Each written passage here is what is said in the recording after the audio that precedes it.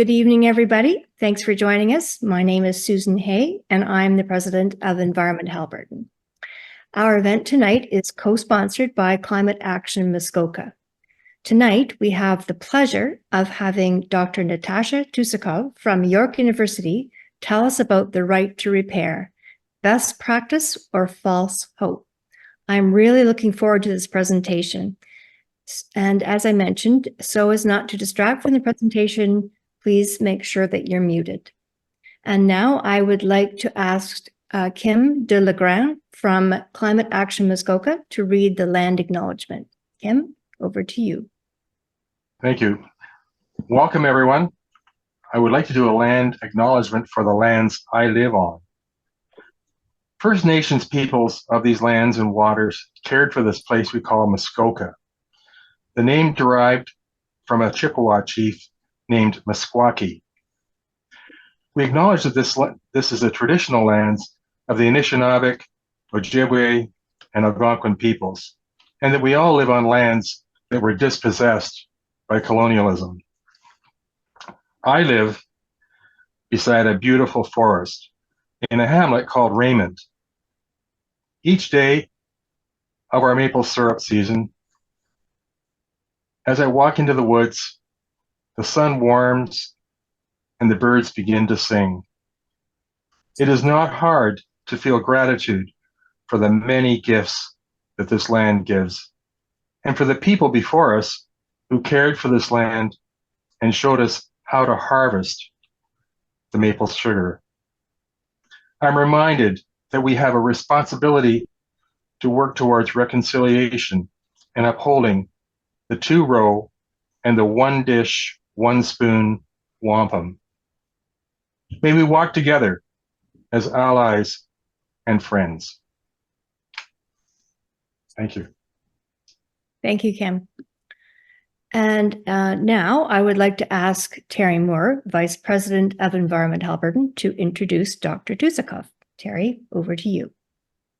Thanks, Susan. Natasha Tusikov is an associate professor in criminology at the Department of Social Sciences at York University, and is also in global governments as well at the Australian National University. She's an author of Choke Points, Global Private Regulation on the Internet, that was published by the University of California Press in 2016. Natasha is the co-author of a book called The New Knowledge, Information, Data, and the Remaking of Global Power, a book which we've attached a link to in the resource list that you will all be getting following this meeting. This is a free download that's being offered by Natasha and her publishers of that book. And it's an excellent book, and I encourage people to download it, and the link will be in the resource list. Natasha's research focuses on the internet and data governance, in particular regarding smart cities and the Internet of Things. Before obtaining her PhD, Natasha was an intelligence analyst and researcher with the Royal Canadian Mounted Police, RCMP, in Ottawa.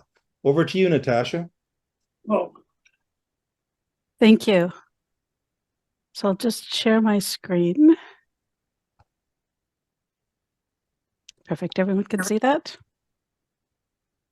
Yes. So I'm delighted to be here today.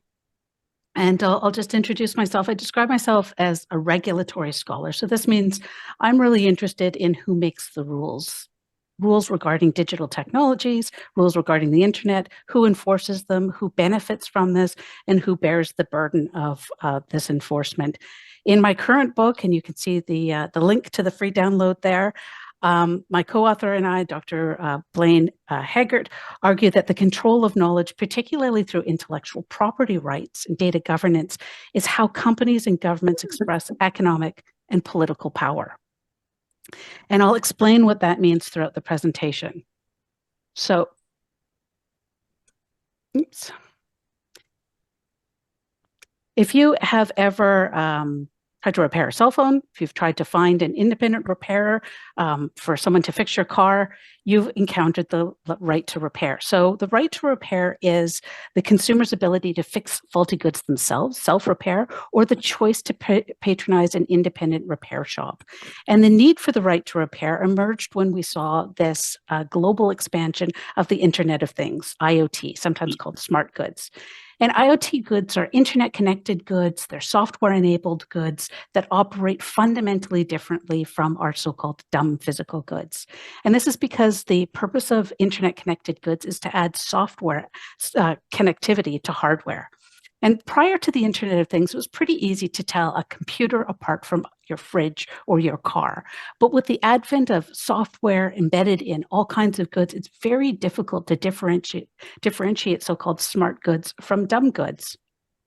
And I became interested in the Internet of Things, and especially right to repair, when I saw claims from John Deere that companies own the products that people have purchased, even after people have purchased them. And this is because these IoT products run on software. And this means that rules governing digital content, so music and movies, now govern physical goods. And this software is why these IoT manufacturers can say that customers don't actually fully own the goods they've purchased. And John Deere put this really succinctly when it argues that customers don't own the all-important software in the tractors. John Deere says that the customers get, quote, an implied license for the life of the vehicle to operate the vehicle. So this means you own the vehicle, not the critical software. In other words, it's John Deere's vehicle, you're just driving it. And your implied license can actually be revoked by John Deere at any time for any reason. Now, John Deere's not alone in these claims. General Motors, the Google Nest company, Fitbit, all express similar sentiments. And I argue in my research shown here, which is there's a free link to that the ownership of IoT products is really then precarious as control remains with the manufacturers. So this essentially means that you're renting software-enabled goods, not outright purchasing them.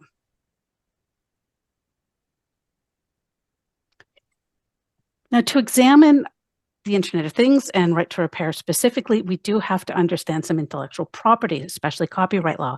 Now, intellectual property and copyright law is something that confuses and scares a lot of people. It's arcane, it's difficult, it's very legalese, but we're going to break it down in this presentation. So copyright law determines how creative and artistic works like music, films, books, along with software can be accessed, how they can be reproduced, how they can be used and shared. And copyright law governs the proprietary software at the heart of all these IoT devices. Now, paired with this copyright law, which is owned by the manufacturers, are software licensing agreements. Now, these are the ubiquitous you click to agree agreements that we all ignore whenever we sign up for an app or for a service or purchase a smart good. Now, these licensing agreements have restrictions in them that say how we can actually use that smart product, whether we can repair it, and even how long its lifespan will be. Now, pairing copyright with licensing agreements isn't new. If you remember when Kindles first came out or movies that were available online, licensing agreements and copyright were used to govern who could share that movie, how long you could access it for, how you could access your Kindle book. But now what we're seeing is copyright law paired with software licensing agreement to govern physical goods, tractors, vehicles, fridges, fitness wearables. And by controlling the software, companies can prohibit any activities that alter or copy that software. Copying software, however, is absolutely necessary to actually diagnose any problem with the product and fix that product. And what the companies do is they incorporate these prohibitions that you can't copy or alter the software in those software licensing agreements. The problem is customers aren't aware of these restrictions and they aren't aware of the limitations that manufacturers place on these goods. Now, software is integral to smart goods functionality. And what this means is that these IoT companies can automatically and remotely upgrade software without the user's consent or notification. Now, this can be useful. People often forget to update their good. Especially this is a problem for security, and this can be a great way to make sure all of our products have their necessary security patches. But through automatic software updates, the companies can also change remotely the functionality of the good. They can upgrade it, or more concernedly, they can downgrade it. Now, in as example, Tesla remotely upgraded customers' batteries to aid in a hurricane evacuation effort. So this was an example of a good upgrade. The company then offered people they could purchase that upgrade permanently, or if they didn't, that upgrade would simply expire. But companies have often remotely downgraded goods. Right? So they've done this in the case of speakers, of security systems, of phones, and of robot dogs. And what this means is those devices slowly lose functionality In the case of fitness wearables, you can no longer track your sleep or your nutrition. You can only track your steps. Like dogs. Now, companies can also deliberately withhold necessary software updates to degrade product functionality, which is what I call in this publication shown here, regulation by bricking. So bricking is the deliberate remote destruction of IoT products by companies by interrupting or degrading the product's all-important software. Now, this can be an excellent practice if that software device is dangerous, poses a public health threat. So in 2016, Samsung's Galaxy Note 7 phone had a problem you may be aware of, that the batteries kept catching fire. Samsung issued a voluntary recall and got lots of the phones back and destroyed them, but there were still phones out in the wild. So Samsung issued a software update that rendered those phones completely useless. It bricked those phones. Now that can be great bricking when it's a security issue. It can also be a great feature if your product has been stolen. And this is what Russian soldiers found out when they stole farm equipment from Ukraine in the recent Russian-Ukraine war. Russian troops then used flatbed trucks and shipped those stolen farm equipment to Chechnya, 700 miles away. But the agriculture dealership in Ukraine, which was selling John Deere equipment, rendered those vehicles inoperable by triggering remote digital locks. Now, that meant that these vehicles couldn't be started unless the Russians employed hackers to hack into the equipment. Now, in the past, companies used the threat of losing warranties to encourage us to patronize that dealership, that company for our repairs. Or they offered in-house, incentives to keep us buying their replacement parts or using their repair services. But these things changed with software-enabled goods, and manufacturers now have an additional tool to require us to use their authorized network of dealers. And this is, again, through the software. So manufacturers typically prohibit any activities that involve altering or copying the product's software. And the companies argue that this violates the software's copyright, so it's actually a criminal offense to do so. But what we need to understand is that, as I said before, to diagnose the problems with the good and to fix those goods, that involves copying the software.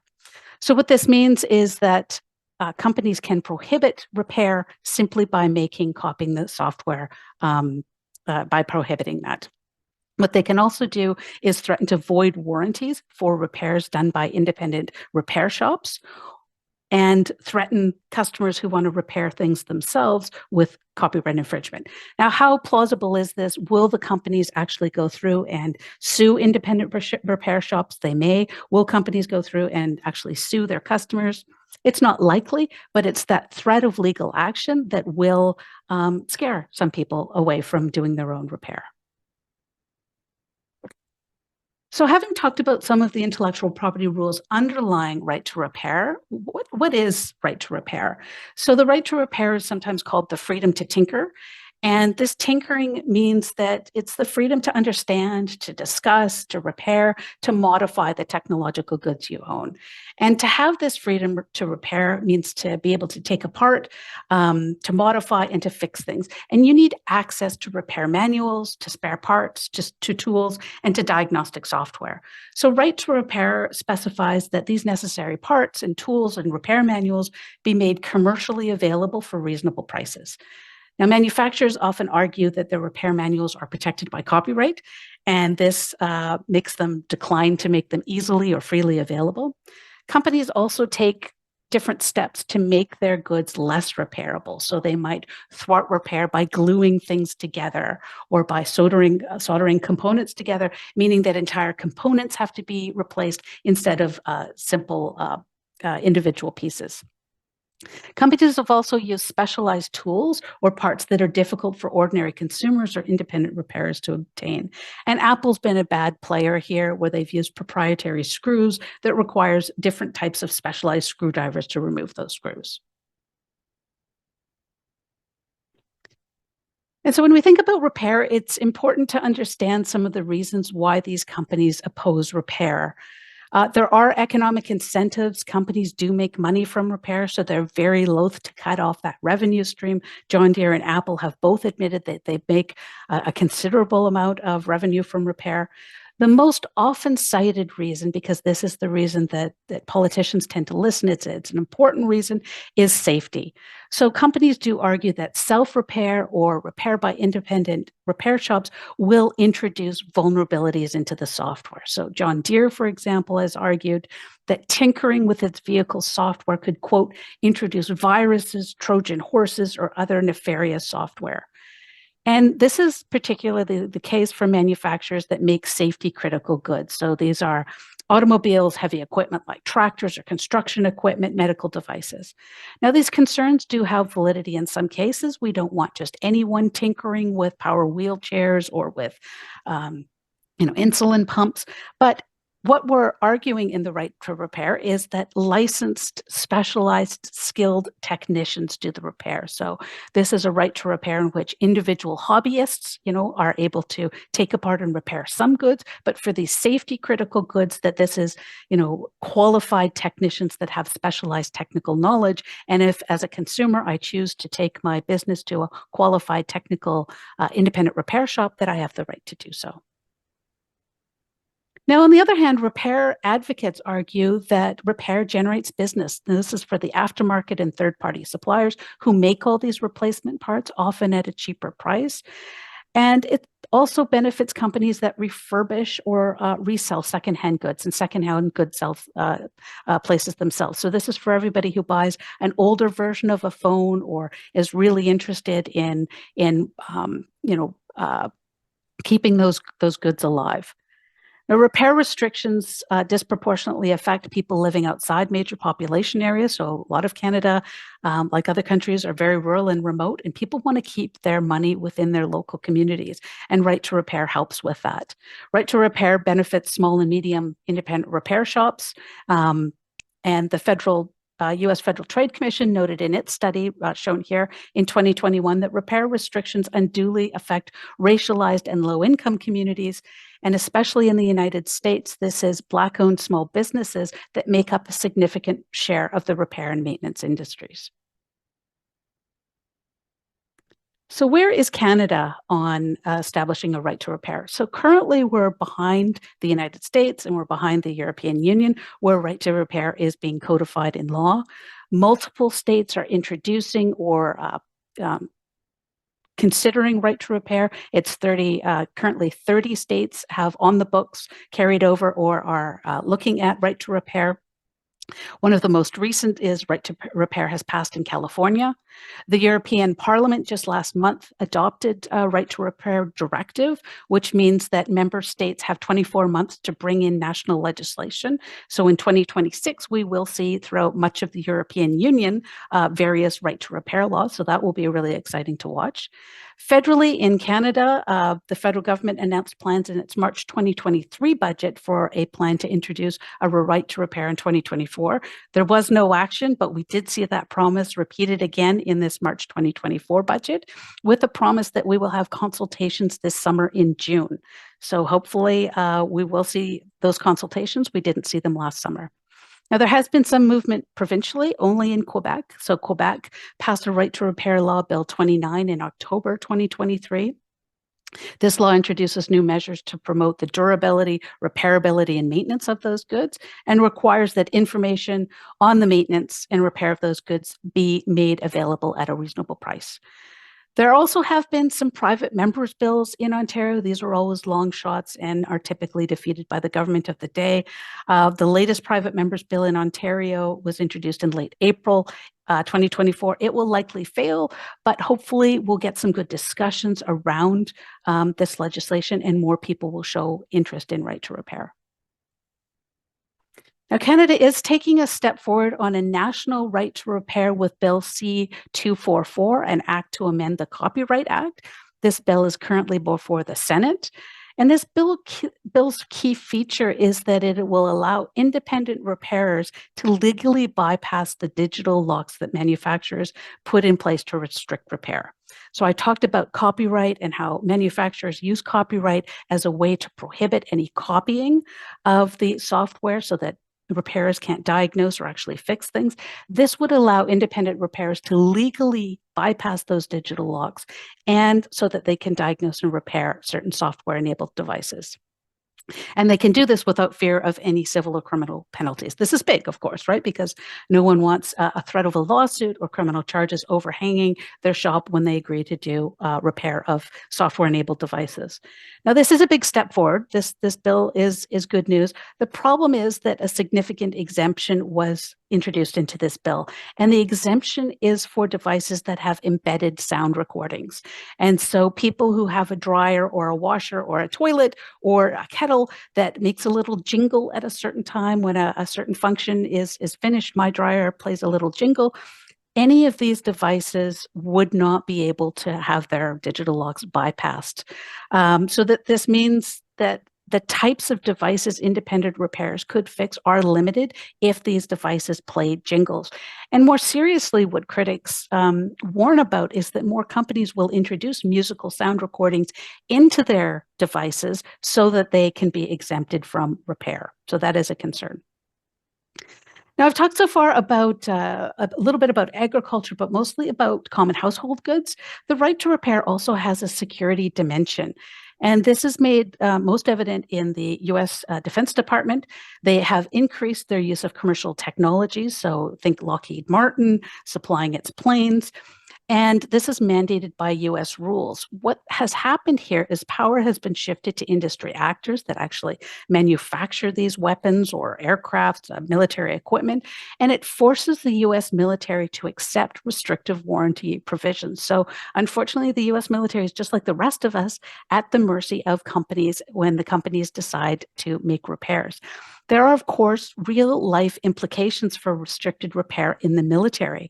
A US Marine has reported that they are losing critical skills and knowledge for fixing their goods, whether in regular duties, right, when they're just practicing on their bases, or more importantly, when they're in hostile locations and when they have to fix machines when they're in a wartime situation. So this is a really critical issue, not just for consumers, but for the military. It's also a critical issue for medical right to repair.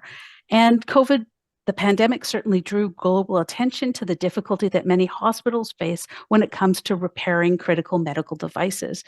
And certainly attention, and this was specifically the case in Italy, there was a lot of attention to inadequate supplies of crucial medical equipment like ventilators. And this is exacerbated when manufacturers impose restrictions on hospitals as to who can repair certain medical devices and how those repairs can be undertaken, or whether you have to send the ventilator away for several weeks or months to get it repaired by the manufacturer. Now, this is a problem that's particularly acute in areas of the global south, where it can be really difficult for these in-house hospital technicians to access repair manuals, to get those manufacturer approved parts, and to be able to access diagnostic software to actually fix these medical devices. And so restrictions in relation to the medical right to repair affect everything from ventilators to electric power wheelchairs. Now, there are, of course, real-life implications here. If we think about people who use electric wheelchairs, the U.S. Public Interest Group did a survey of 141 wheelchair users about their experiences needing repair for their wheelchairs. And the surveys found that people usually faced month-long waits for even simple repairs, during which the wheelchair was only partially or fully unusable. And delays here in repair and faulty services have been linked to injuries, hospitalizations, and even death. The medical right to repair also affects other software-enabled medical devices. And here I use the example of cochlear implants used to help people gain partial or full hearing. Now, in India, there was a company, a cochlear implant company, that offered poor children a basic model of the implant that it designed for the developing market. But after 4 years, a family learned that this device was obsolete and the company would no longer provide service for this cochlear implant. Now, this family faced a choice: purchase an unaffordable compulsory upgrade for their cochlear implant or face the loss of their child's hearing. Now, cochlear implants cannot be repaired out of this official the company that offers these implants, and the users are thus completely dependent on the company for either upgrading the device or maintaining software service. And so this practice, we're all familiar with the term of planned obsolescence, this idea of deliberately having a short lifespan for products to encourage us to upgrade to replacement products. But critics have argued that planned obsolescence isn't the right term in the cases like cochlear implants. And really what we're seeing more is planned abandonment. That describes how these companies are deliberately, callously abandoning people who are dependent on these absolutely critical medical services. And so when we think about right to repair too, it also affects industrial goods. So we can think about our digital infrastructure like railways. And the right to repair certainly has affected industrial goods like railways. In June 2022, a Polish train company was unable to start several of its just repaired trains. And the railway, since the trains had been fixed but just couldn't be started, the railway hired an independent company to perform the repairs. But after that independent company, SPS, couldn't start the repairs were left with an unusual situation. They had to hire a team of white hat hackers. So these are ethical hackers hired by the independent repairer to take a look at the software to determine why these trains couldn't start. And the hackers did find the solution. They found that the train manufacturer, Newegg, had introduced a digital lock. And the digital lock was activated if the train spent any time at the independent repair train site, like their train area where they repaired the trains. And if the train spent too long, over 20 days at that site, the train manufacturers would disable the trains remotely. So what the hackers did is they removed these digital locks, not with the permission of the train manufacturer, and the trains were once again operational. Now, the train manufacturer is currently threatening to sue the Polish hackers, but at least the trains are working. Now, this train problem was a regional problem, but it did have real effects. The train delay meant that they had to use older, shorter trains. The railway service was disrupted, but we can think of broader effects here. So for example, what if we were thinking of a vendor of a smart city and its energy grid or its water grid, and the company suddenly decided, we won't fix the energy grid, or we will only fix it if you pay double the fees. A city could be left without water or energy. So this train example raises key questions about how we think about the repair of software-enabled goods and who owns and controls these networks. We also have to think about questions of how public officials think about owning and controlling, governing, and repairing software-enabled infrastructure. So I've talked until now about that we can and should adopt a right to repair, but how effective will it be? How environmentally useful, beneficial is a right to repair? So the purpose of a right to repair is to enable people to keep their devices working longer and to keep viable products out of landfills. And these are important environmental goals. But we also have to remember that the companies that sell us these goods really do have commercial interests in having us upgrade these goods in very short product cycles. And they do this through planned obsolescence. So I included this graphic here. This is what France is looking at, a product repairability or a product durability index that will let consumers know how long they can expect their product to last, how easy it would be to repair those goods. So this would be something that we could adopt along with a right to repair too, so people could shop smarter. They could shop with the idea that they would keep products longer. Now, a key promise of right to repair is that there will be a greater diversion of viable goods away from landfills. We can reuse, we can refurbish, we can resell goods. And the idea is that manufacturers will allow the sale of refurbished goods. But Apple here shows the difficulty of persuading these companies to allow the sale of refurbished goods because the companies would prefer that we buy new goods. Now, Apple in 2020 reported that reuse is our first choice. Unfortunately for Apple, the same year it made that statement, it sued a waste processing plant north of Toronto, and it alleged that several employees in that company were diverting perfectly good Apple products. Instead of shredding them for their precious metals, they were keeping them and selling them. Now, Apple wanted every product to be shredded, even if they were functional. And the number of products we're talking about is not insignificant. So this company, just in its first a couple of years of service with Apple, was responsible for shredding more than 530,000 iPhones, 25,000 iPads, and 19,000 watches. Now, how many of these were viable? We don't know. But it really raises the question of how contracts like this to recover precious metals are shredding viable products instead of diverting those to repairers, to independent repair shops, to people who would rather have refurbished goods instead of upgrading to new products. And it is hard to find older refurbished Apple products. And in part, this is because companies like Apple do not want to make it easy to buy older products. They'd rather have us purchase those products. Now, certainly, repair and recycling is only part of the solution we face in our current climate emergency. More broadly, of course, we need a rapid transition from our current carbon-based economy. This means a rapid move away from oil and gas development and coal. And this also means a rapid uptake of clean technologies. So this is the manufacture and distribution of clean technologies, but this again faces a big barrier from intellectual property. So what is clean tech? Clean tech refers to any good or service with the primary purpose of contributing to remediating or preventing environmental damage. It's also a service that's less polluting or more resource efficient than equivalent products. So for clean tech, I've got the example of solar panels here. We can think of renewable energy technologies like battery storage. We can think of pollution reducing technologies to strip, for example, contaminants from water or air. But what we need here is a real rapid uptake of clean tech, and we need this massively distributed around the world. Now, there are, of course, barriers to the distribution of clean tech, and this is because there's a huge inequity in the worldwide development and spread of clean tech. Now, this is because companies, mostly in the global north, are the key obstacles. Now, these are the companies that own the intellectual property rights of those technologies that are essential for addressing climate change. And specifically, these are companies that use patents that provide protection to novel technologies. So we can think of solar panels.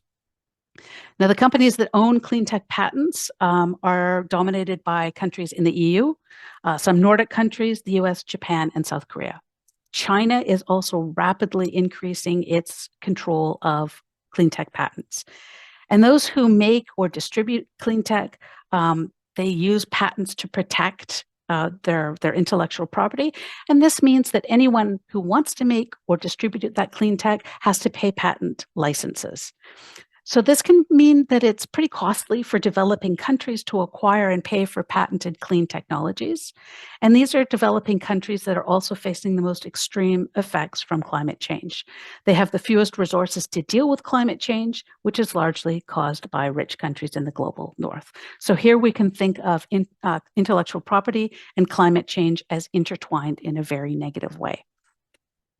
Now we can think here of latecomers to wanting to own and access intellectual property of facing what researchers call a green chasm.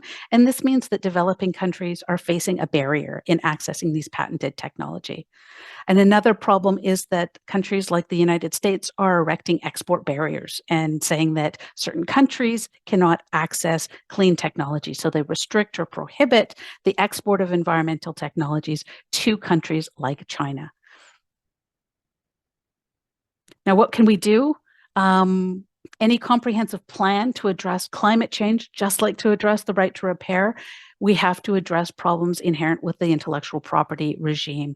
So the purpose of intellectual property, the ideal purpose, is that they reward creation and innovation. This means that IP is supposed to protect innovation like new clean technologies. But what happens is that laws often don't incentivize innovation, but they present a barrier to others who want to use that for economic or social development.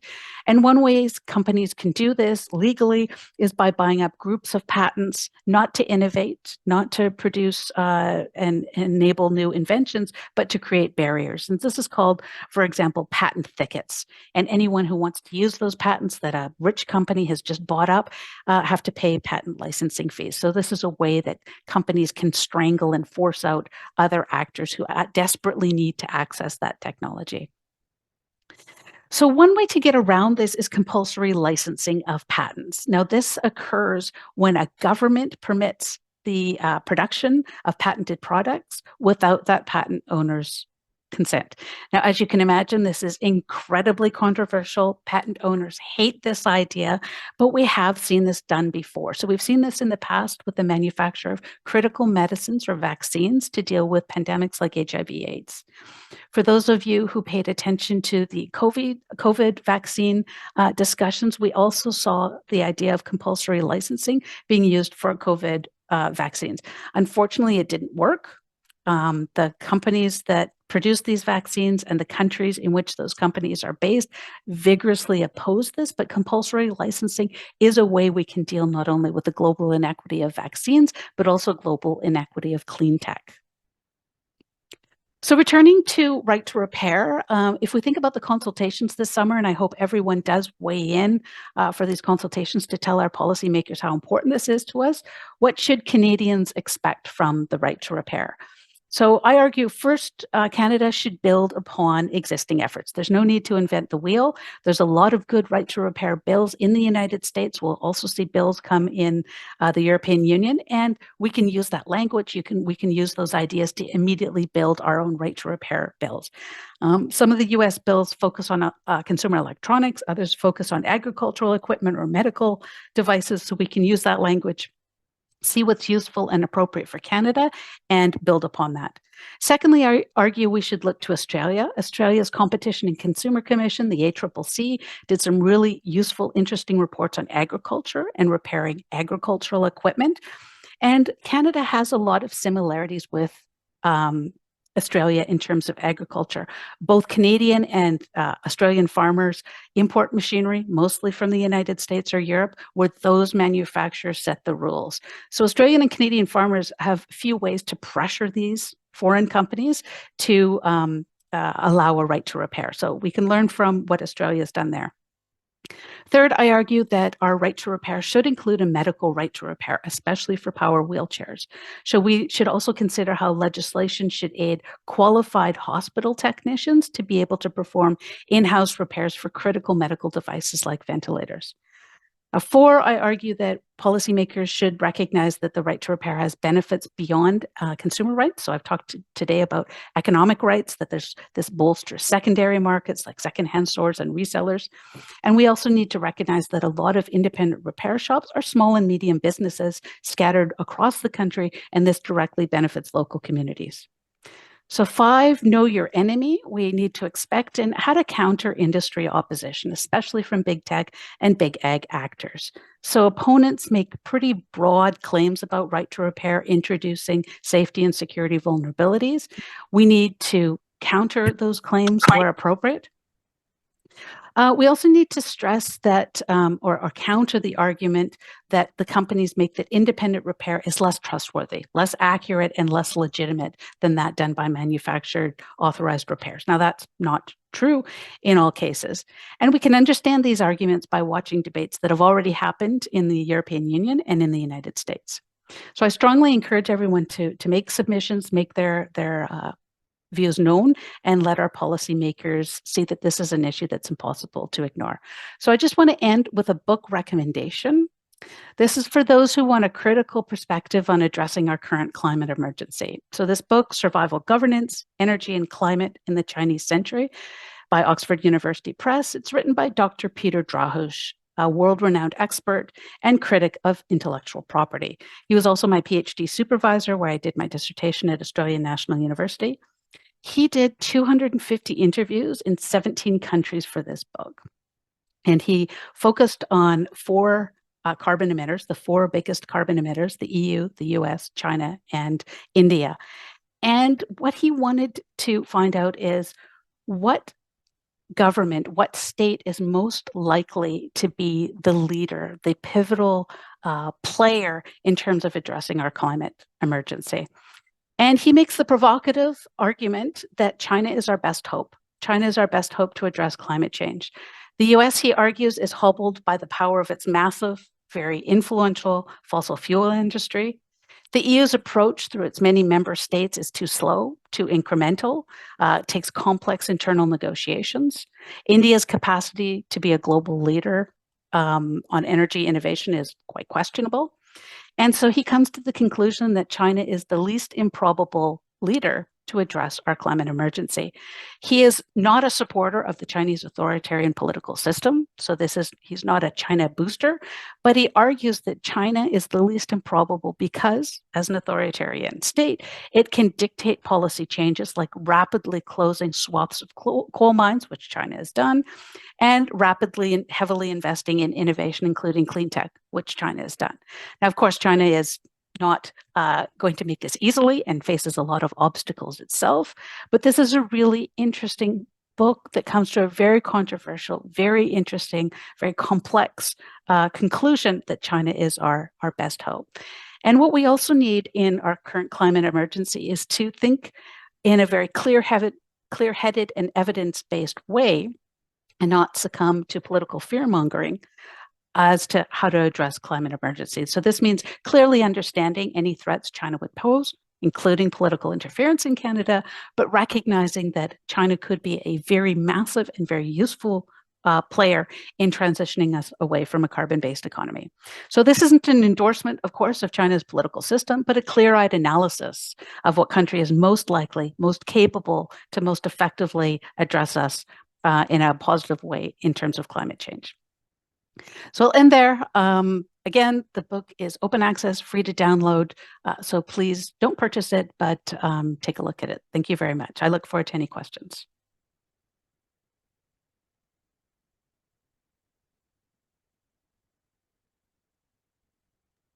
Thank you for that, Natasha. That was really, I think, a very interesting and provocative presentation. I want to remind everybody that we're looking for questions and comments to be put in the chat function that you can find at the bottom of your page. So if you have a question or a comment you want to make, please put it in chat. And I'll go through those questions once they start appearing. So if you could do that, I would really appreciate it. In the meantime, I thought maybe I could start out, Natasha, with a question about free trade and how international free trade agreements, in what way do they impede dealing with the kind of patent regulations and intellectual property rights that you're talking about? Are some of those rights actually ingrained and embodied in those free trade agreements, and therefore that limits the capacity of individual states to modify their rules? Yes, well, the short answer is yes. And so these free trade agreements do have intellectual property provisions. The United States is now historically, since the 1970s, the strongest global proponent for ever stronger intellectual property rights provisions in terms of copyright, especially, and patents. And this is because the United States has a very strong industry. We can think of pharmaceuticals, software, a whole number of different areas that benefit from very strong intellectual property protection.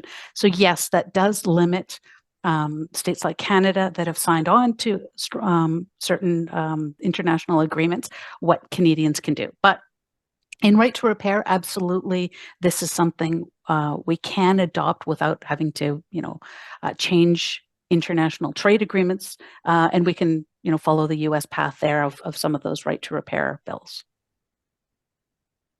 Okay. Once again, if you could put your comments and questions in chat, that would be very much appreciated. Going to the question, I mean, we're talking a lot about a kind of a precarious ownership situation that people find themselves in these days. So that you no longer own the things you think you own if they're part of the Internet of Things. You essentially rent them. Can you spend a few minutes talking about what that means, what the environmental consequences of that could be in terms of its connection to planned obsolescence, and how that frustrates efforts to use the 3 Rs other than, well, to use the 3 Rs as the principal way in which we can actually reduce our waste and consumption? Yeah, so I think certainly in terms of planned obsolescence, the Internet of Things has hastened that. So I think we've all come across a situation where an appliance we've had doesn't last as long as the one it's replaced. That you buy a fridge or a washer or a vehicle, and before we used to expect it to last 10, 15, 20 years, and now devices are not made for that length of time frame at all. With the Internet of Things, as I explained, manufacturers have the control over the software. So this means that if a company decides to change business models, to discontinue a certain line, that product will slowly or quickly die. So in the past, if your fridge company went out of business, you might have to find a different repair, but as long as that fridge kept working, you could keep that fridge even if the company was long gone. Now what we see, because of this manufacturer-tied link to the software, which some people have called a tether, there's a tether between your good and the manufacturer's cloud services. This means that if the company goes out of business or they simply change their business model to focus on something else, your thing could die. So we've seen this in lots and lots of cases, and one of them is, various security systems, smart home hubs. People buy the thermostat, the door alarm, the lights, and everything, and they can control everything in their home through a smart hub. And then the company goes out of business, and immediately, the lights don't work, the front door doesn't work, and you have to replace everything. So this is huge for planned obsolescence, but it also means that people who use Internet of Things devices have to always be concerned, maybe even anxious that that company stays in business and that company keeps providing that necessary software. Otherwise, their thing will die. And I heard someone say robot dog while I was presenting. Absolutely. Jibo the robot dog. People loved it. It was a toy. It would dance. It would sing. But the company decided that robot dogs weren't its business anymore, and they announced that the robot dog would die. People held funerals for their robot dog. But really what it pointed out is people wanted a product that they bought and value and accorded social and economic significance to. They wanted it to continue, but the company didn't have to. The company could simply let it die. And this was a really evocative example. What we see this in a mundane capacity through all kinds of household goods and other goods as well. So there's a comment from Christine Legg about where she's asking, are companies that are selling products, which are the ones that are designed to be easily repaired, or are there companies, I should say, that are designing products that are easy to repair? Yeah, that's an excellent question, and I don't think I have a very precise answer for that. There are certainly some devices that if the original provider of the software decides not to provide it anymore, you may be able to get an open source version of that software. For example, I'm thinking of the Pebble watch. This was a fitness wearable. When Pebble Watch lost its software, people created open source software. But we're also talking about people who feel pretty tech savvy, right? People who are able to go out and look for replacement software, maybe rejig that themselves. So if we're talking about easy consumer repair that, the average person would feel comfortable about in their kitchen with a screwdriver, that's not a lot of companies. Most companies, especially if the devices are cheap, are not made to be replaced. They use glue, they use proprietary, screws. They don't make it easy to replace. And if you finally do get it open, what you might have done is damage the software connection, in which case the thing is dead. So that just reinforces your point that the companies have an economic interest in essentially getting us on a treadmill of buying new products, and therefore creating a shelf life, an unnecessarily short shelf life through planned obsolescence for the company, for the products they're producing. And So- economic interest, and I would argue there's been a lack of political attention to this, to say, if you produce an item, it should have to last a certain amount of time, right? You should have to commit to your customer that you will continue the software update, the regular functioning of that product for a certain amount of time. And certainly we've seen companies that have been relatively good at this, and we've seen companies that have been absolutely deceptive and terrible at this, that they have deliberately shortened fully functioning products simply by refusing to provide the software. So having this political will, we're seeing this in the European Union, especially with durability and repairability, that companies are required to keep things alive for a longer time. That hopefully should help. So there's a question from John Cowan about, are there any of the right to repair concepts going to directly help the home handy person fix things like a toaster oven, that where some aspect of its critical functionality has stopped, and we all know the line that we get. It's going to be cheaper for you to throw that away and buy new than to repair the old. What parts of a right to repair would actually speak to that particular problem? Yeah, so for that, for people who don't have the full repair manual, right to repair requires that these manuals be made either freely or commercially, for a reasonable fee available. So for products where it's very difficult to understand how to fix them, how to get them open, how to, the tools to actually use, repair manuals, what manuals will be useful. For a lot of people, it's about accessing the replacement parts. So those necessary parts that some suppliers like Apple keep an incredibly tight control over. Right to repair will make companies have those replacement parts made available commercially. So for the home repair, those two elements, being able to understand how this product actually works and being able to access those replacement parts should help. But in some cases, depending on the complexity of the device, these aren't really measures for the average home tinkerer. These are for at least smaller or medium enterprises that can afford the diagnostic software, afford some training, have the ability to actually, perform repairs that are probably more extensive than the ordinary person would care to undertake. Okay. So Sue McKenzie asks about the legislation that we're likely to see a consultation period on sometime this summer. And she wants to know how and when and how we can participate in that consultation process. Do you know anything about that at this time?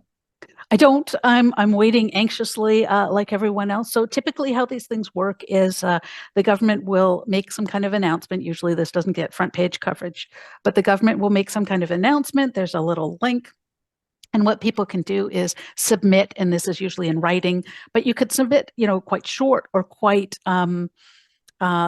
informal accounts of why the right to repair is important to you and what you want to see. So these are written statements. You just upload them. You can choose to remain anonymous. You can choose to have your name attached. You can choose to submit as an organization, so as an entire environmental group. And then these go to committee, and alongside all of the industry submissions, because of course, all of the big industry players will be making their submissions right away if they haven't already, the accounts of ordinary Canadians, and then, academics and lawyers and those kind of things. These do go to committee, and committees do consider these when they're drafting the legislation, because if this is something that looks like it's of keen interest to ordinary people, right, this has political muscle behind it, that people have made it clear that this is an issue that they consider politically important, hopefully policymakers will pay attention. And also contact your local MP. Right, so this is something where it's great to reach out to your local MP and let them know that you're really interested in the right to repair, and this is something that's really important to your community, and you plan to make it an issue that your vote is riding on. So Wilma Thompson has asked a question about what the most important thing individuals can do to try to deal with this situation. I'm just maybe ask you a question related to that about Quebec's Bill 29. I looked at some of the material there, and the resistance from industry groups was ferocious, was absolutely ferocious. I mean, they took no prisoners, yet that bill still passed the legislature in Quebec.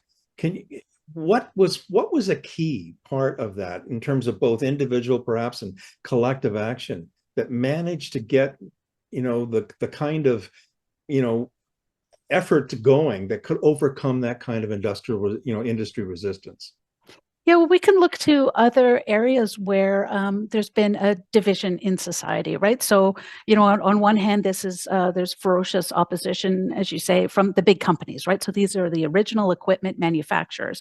So the John Deeres, the Apples, the Samsungs, the companies that actually make these goods. But on the other hand, there's really important businesses that are saying, listen, we need the right to repair as our economic survival, right? So these are small and independent repair shops.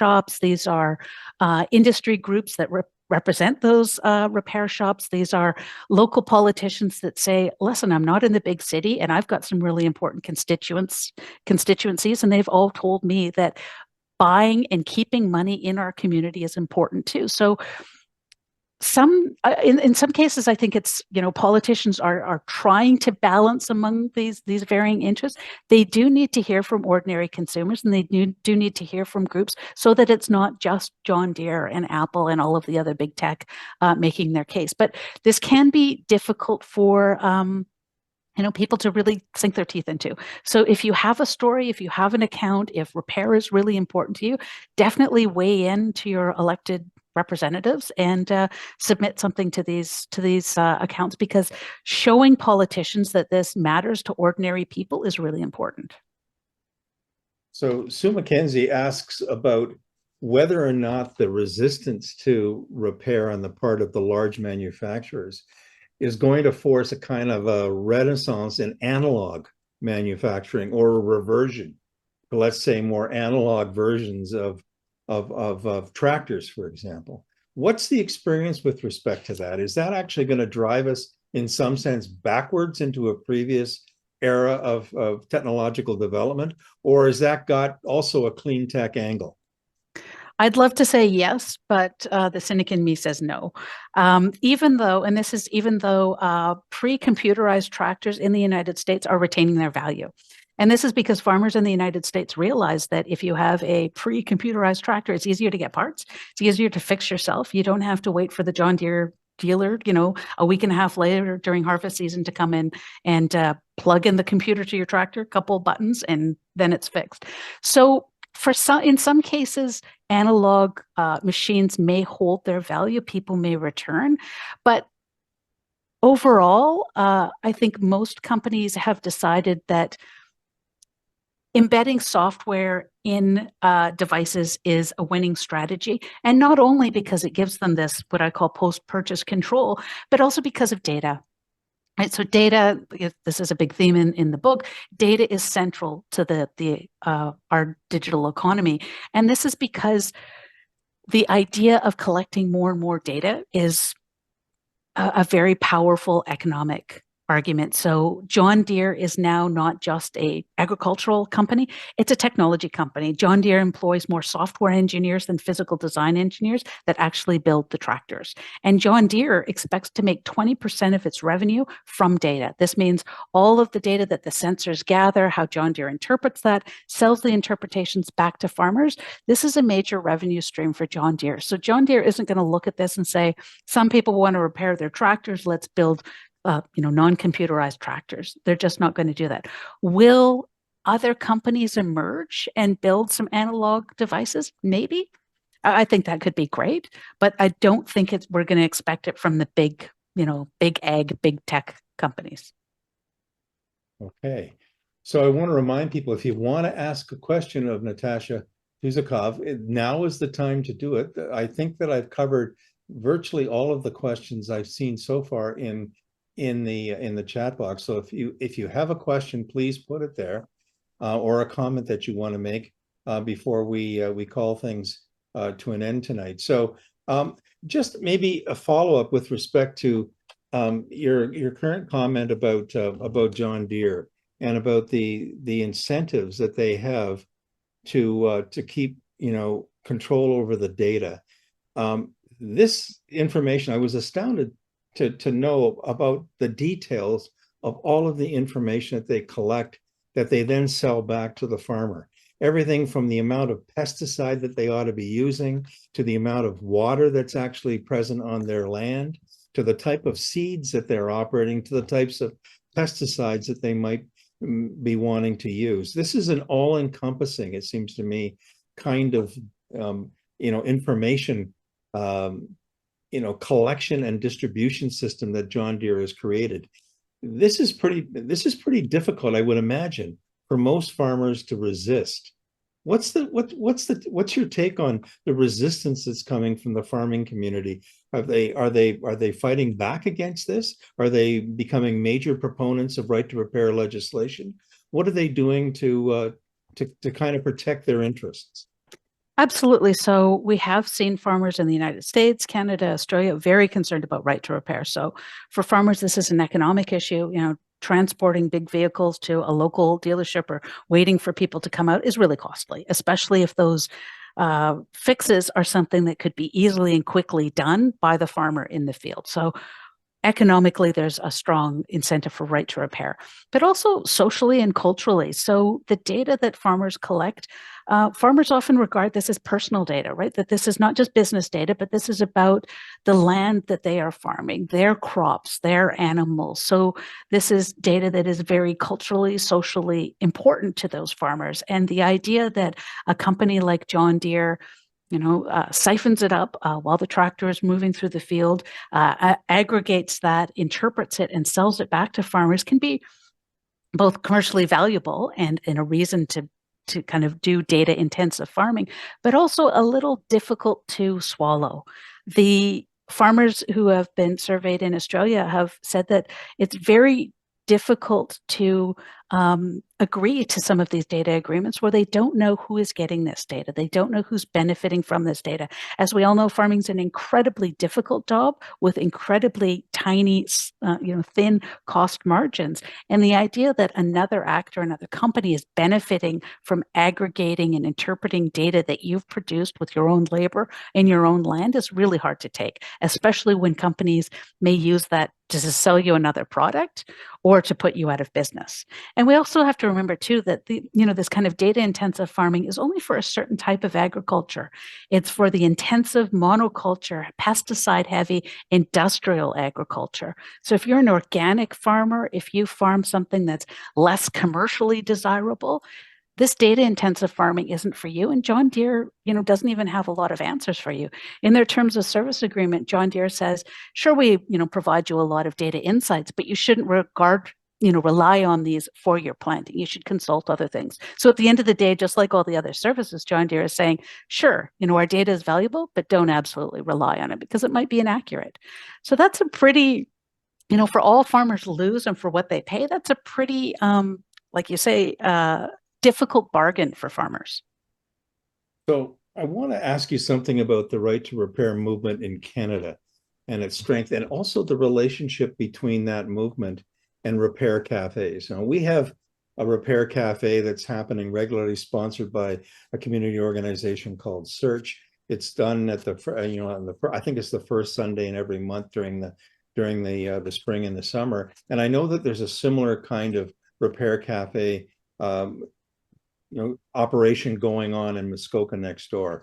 How important do you think repair cafes are in building a movement that is aware of the kinds of barriers that we have to repair and can be helping to persuade politicians that we need to move forward with some strong legislation? I think they're really important. So I think this is something that, definitely invite your local MP, shower them with invitations.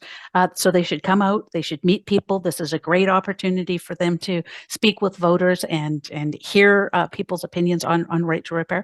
But it also shows how repair affects a wide swath of people, right? This isn't something that is just tech geeks or people that have way too much time and money on their hand. This is ordinary people who want stuff to last longer and who are discussing disgusted by the, planned obsolescence, the environmental destruction of many of our products, right? Things like vapes that are used once and then thrown away with rare earth minerals in them. So I think they are important, and I think right to repair cafes can be that important linchpin.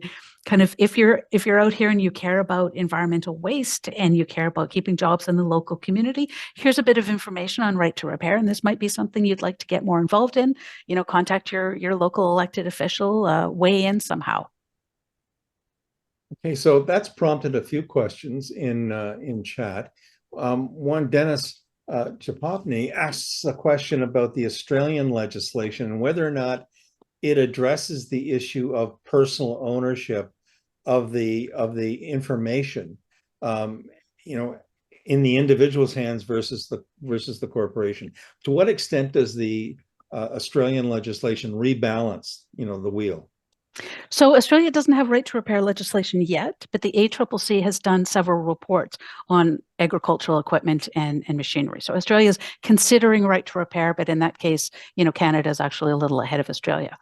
In terms of data, so this hasn't been a question to be answered yet, but in terms of data, this is something that the European Union is thinking about, and I'm not a lawyer, so how this will actually shake out in the European Union, it's hard to tell, but there are people thinking about what personal data means in terms of farming data, right? Should this be considered a category of personal data?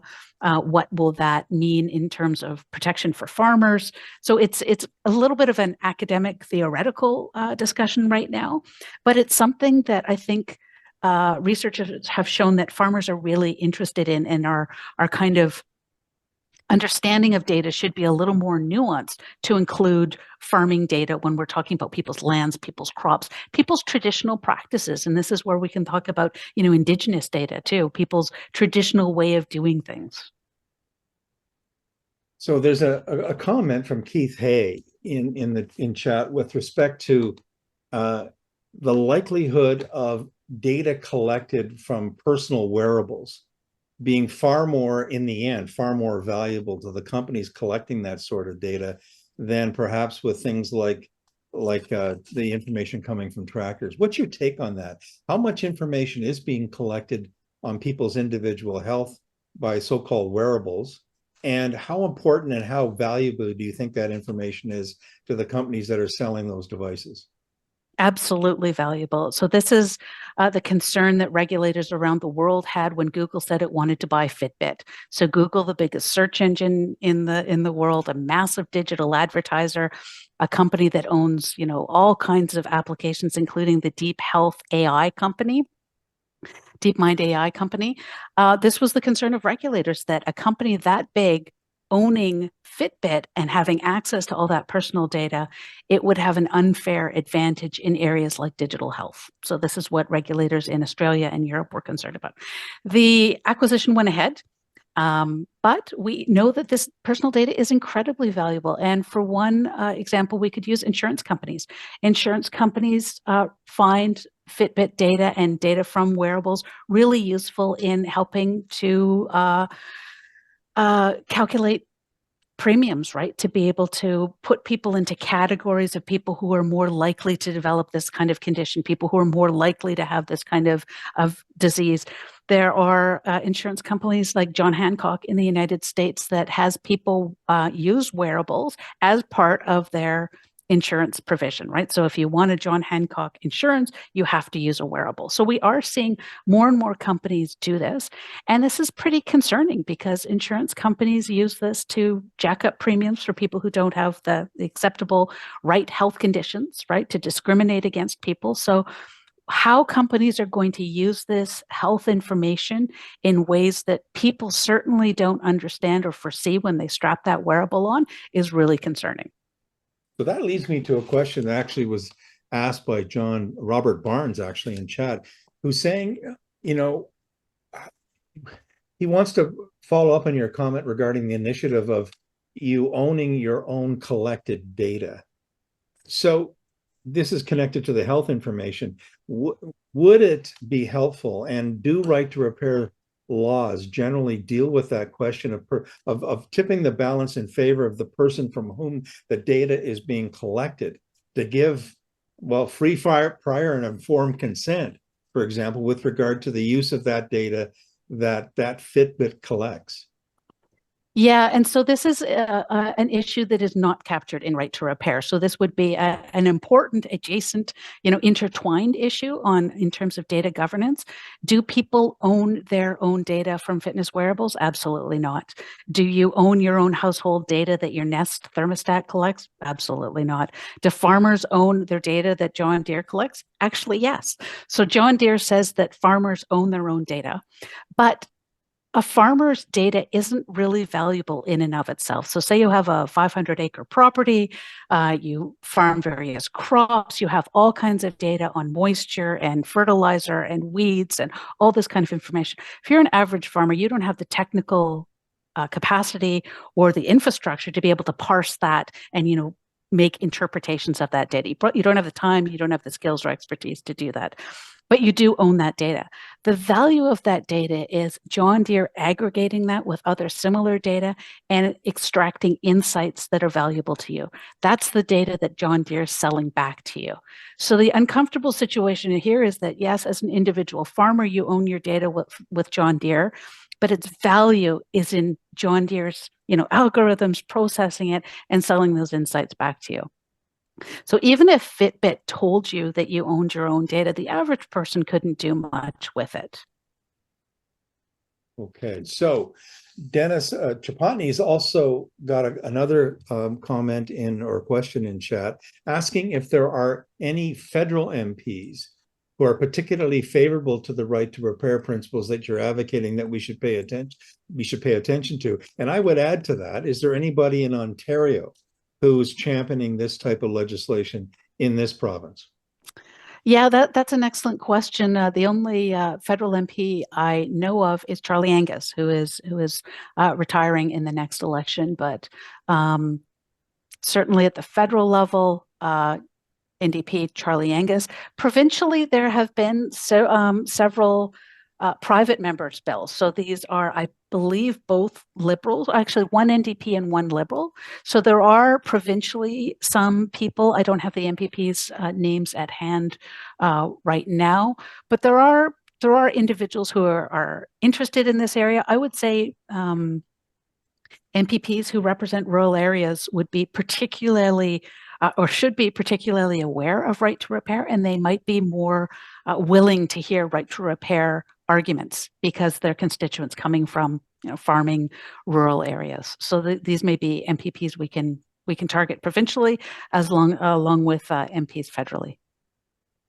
Okay, so as I mentioned before, we're going to be doing a resource list of material that we can circulate for anybody who's attending tonight's gathering or registered for it, who might want to take a bit of a deeper dive into anything that you've been talking about, and anything having to do with the right to repair. So would you put in addition to your book, would you recommend any particular material on the right to repair to members who are watching this presentation tonight? Well, you're putting me on the spot. Well, there's a couple of websites. So iFixit, definitely. Anything that, and actually 404 Media. So it's a new media site. Jason Kobler is a co-founder. And if you follow Right to Repair, especially in the United States, he is an invaluable journalist to follow. KOEBLER, Jason Kobler, 404 Media. So he is someone who's broken right to repair stories across the United States. So there are a few good tech people to follow on things like Motherboard, Tech Dirt, and especially 404 Media. And these are people who regularly and knowledgeably write about the right to repair. Okay. There is a late comment in chat that I think would be worthwhile mentioning. It's by Keith Hay again. He says, and he's just a comment, is that, for that matter, data gathered by Google, Facebook, and others using, social media platforms from our use of electronic devices is given freely and without recompense. What do you see as being the difference between data that is given for free on those social media platforms and data that's extracted, from the sale of goods or services? Well, in both cases, they are extracted, with these terms of service agreements, right? So these are all the privacy agreements that most people just click yes without reading. And these are the very complex things that say you agree to give Facebook, all of this information, and you don't own it. You can't exert copyright over it. And this is what Facebook or Nest or Fitbit will do with this data. So part of the solution here lies with better privacy laws federally. There has been movement. It hasn't been successful or hasn't taken the direction it should take, but we are trying to strengthen privacy laws in Canada. We need strengthened privacy commissioners, right? We need privacy commissioners who are able to impose fines, not just take people to court for permission to impose fines. We need real teeth.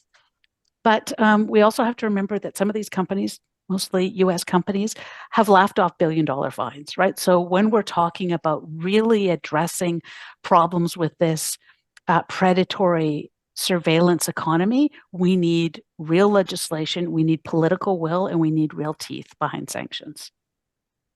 Okay, maybe a final question to you would be related to something that people might remember here. And this is the Sidewalk Labs project in Toronto, maybe to bring it home, a real life example of smart city proposals that we might hear more about down the road. Could you remind people of what Sidewalk Labs was all about on the Quayside property in Toronto, and what alarm bells that set off for you in terms of our capacity, the capacity of our public institutions to actually understand what companies like Google were proposing in that in that project, and ways to make sure the public interest is guarded? Yeah. So Sidewalk Labs, it no longer exists, but at the time it was a tiny arm of Google. It was their urban development company, and they won a bid to propose a smart city neighborhood in downtown Toronto, just on the lake, undeveloped industrial land. So a massively influential project. It was the most valuable real estate in a North American city, that kind of downtown undeveloped real estate. And it was for a smart city. So Sidewalk Lab pitched a plan that was all digital, that would have self-driving cars and underground garbage robots and streets that would be flexible, that would automatically shift back and forth to privileged bikes or pedestrians or autonomous vehicles. And my research partner and I, Blaine Haggart, we were watching the rollout of these promises, and we looked at one another and said, well, what I don't hear is any mention of intellectual property. Who's going to own the rights to all the technologies that are going to be developed to build this neighborhood, all the patents, all the copyright of the software? Who's going to own that and benefit from that? Is that going to be, small and medium Canadian businesses, or is that going to be just this Google behemoth company? So intellectual property was not mentioned, and data was not mentioned, right? What type of data would be collected? Who would own the data? Would the data be stored in the United States, subject to the Patriot Act? Would it be stored in Canada? How would this benefit ordinary Torontonians? So with these smart city projects, I think it's really important to keep a skeptical mindset. What is being promised? Right? How is that different than an analog service, right? How is a smart city shuttle different than an ordinary bus? And what type of data and intellectual property does this take, and who benefits from that? So if this is, a foreign company that has all the power and all the intellectual property and all the data, but a local provider is left making the repairs or frantically calling San Francisco when the system goes down, we really have to ask, how these smart systems, projects, cities are really benefiting ordinary people who live and work in the area or use that system. And I think the train example in Poland is a really great example of that. The railway gets it fixed. It still can't start because the manufacturer wants more control.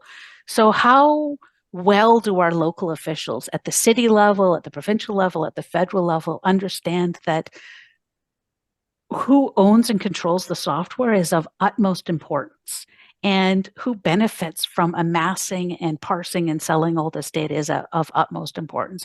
And we have to think about, for these digital networks or software enabled products, the rules of the game have changed. And we all have to recognize those new rules. And in some cases, we have to fight against them to try and get a better deal for ourselves. Okay, so I think we're going to have to leave it there, Natasha. I want to thank you again for your presentation and for your answers to the questions and comments. I wanted to just indicate to people that are attending that I did an interview, a Planet Halliburton interview with Natasha on the last program on Planet Halliburton, and that's available on the website for Canoe FM at www.canoefm.com.